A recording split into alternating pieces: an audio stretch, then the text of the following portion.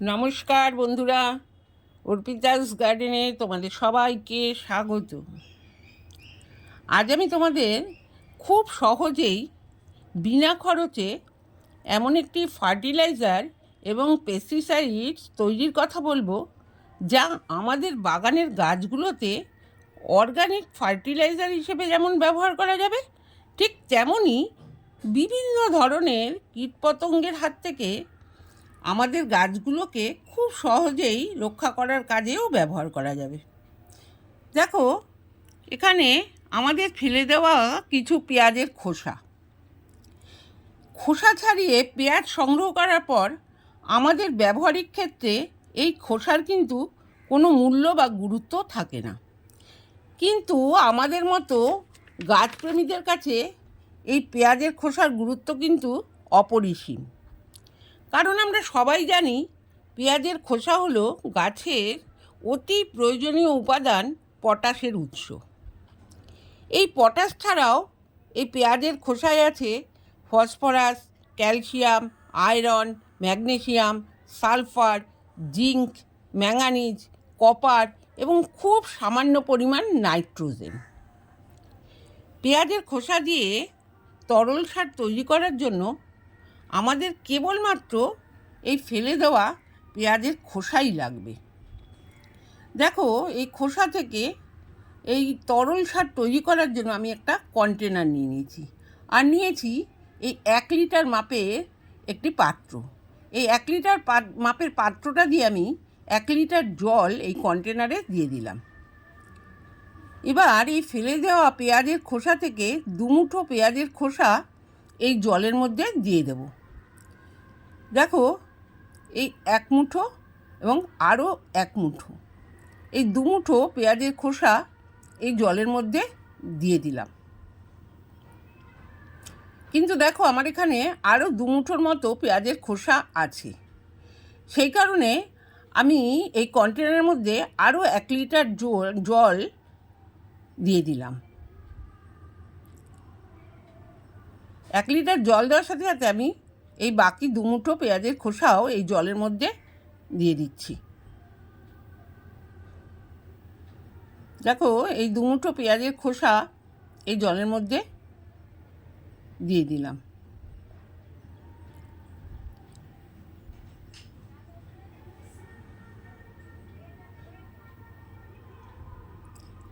এইভাবে সম্পূর্ণ পেঁয়াজের খোসাগুলো দিয়ে এটা ভালো করে জলের সাথে ডুবিয়ে দিতে হবে, অর্থাৎ পেঁয়াজের খোসাগুলো যেন জলের মধ্যে থাকে। এইভাবে পেঁয়াজের খোসাগুলো জলের মধ্যে দিয়ে এরকম একটা ঢাকনা দিয়ে এই কন্টেনারটিকে আটকে 2 দিনের জন্য একটা ছায়াযুক্ত জায়গায় আমাদের রেখে দিতে হবে। এইভাবে 2 দিন রাখার ফলে এই পেঁয়াজের খোসার মধ্যে যে নিউট্রিয়েন্টগুলো আছে সেগুলো সমস্তই এই জলের সাথে খুব সুন্দরভাবে মিশে যাবে।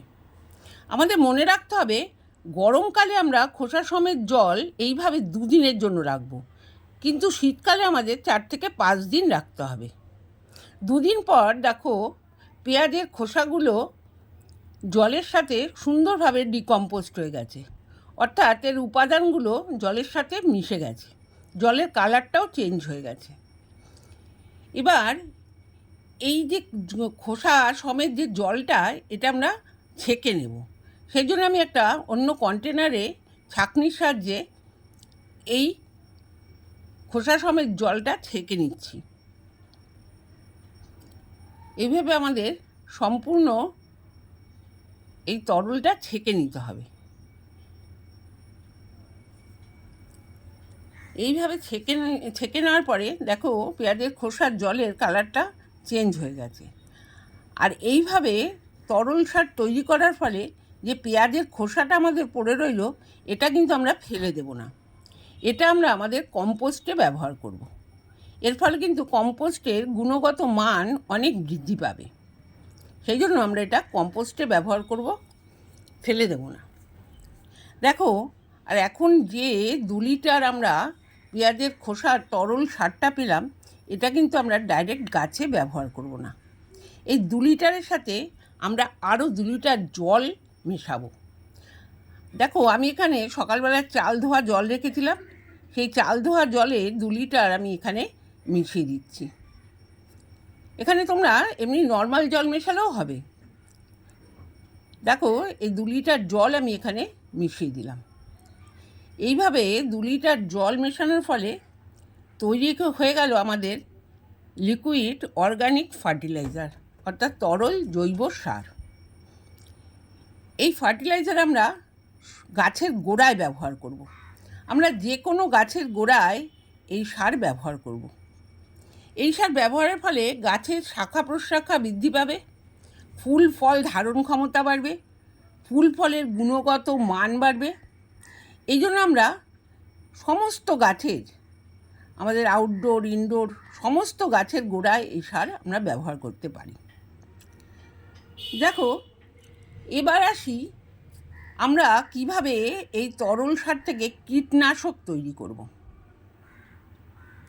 দেখো কীটনাশক তৈরি করার জন্য আমরা যে তরল সারটা তৈরি করলাম তার থেকে 1 লিটার নিয়ে নিয়েছি। এই সার তৈরি করার জন্য আমি আবার একটা অন্য কন্টেনার নিয়েছি, আর এখানে 1 লিটার সেই তরল সার দিয়ে দেব।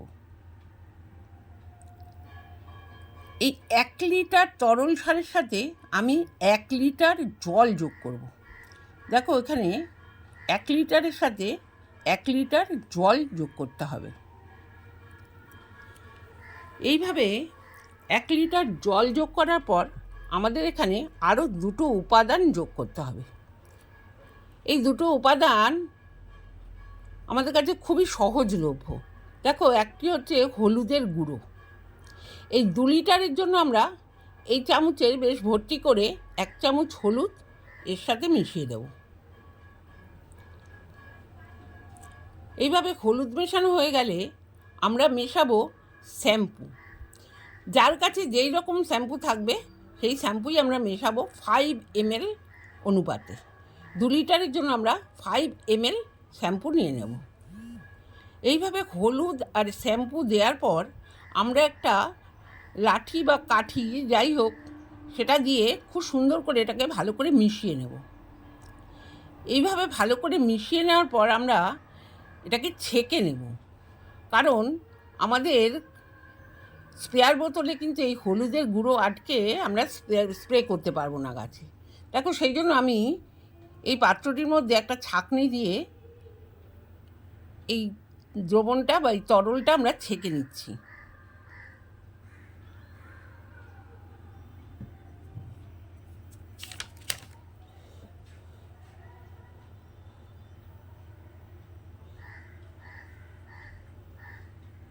দেখো ওই ছেঁকে নেওয়ার ফলে কিন্তু খুব সহজেই আর বিনা খরচে আমাদের কিন্তু তৈরি হয়ে গেল একটা শক্তিশালী কীটনাশক। এখন এই কীটনাশকটা আমরা আমাদের স্প্রেয়ার বোতলে ভরে নেব।